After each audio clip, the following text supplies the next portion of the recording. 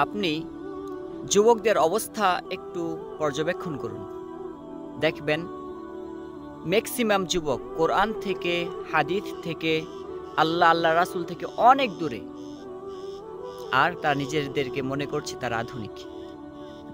যে আধুনিকতা আপনাকে কোরআন থেকে দূরে রাখে, হাদিস থেকে দূরে রাখে, আল্লাহ রাসূল থেকে দূরে রাখে, পরকালের চিন্তা ফিকির আপনার ভিতরে আসেই না, সে আধুনিকতার উপর আমি থুতু নিক্ষেপ করি। যে যুবক মেয়ে হতে চায়, নিজেকে মেয়ে বলে সম্বোধন করতে তার ভালো লাগে, আর যে মেয়েরা ছেলে হতে চায় তারা নাকি আধুনিক।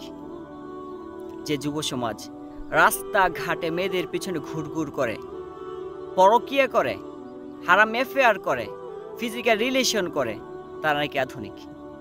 আপনি লক্ষ্য করবেন যারা নিজেদেরকে আপডেট মনে করছে, যারা নিজেদেরকে মডার্ন মনে করছে, তাদের অধিকাংশই পশ্চিমের পূজারী।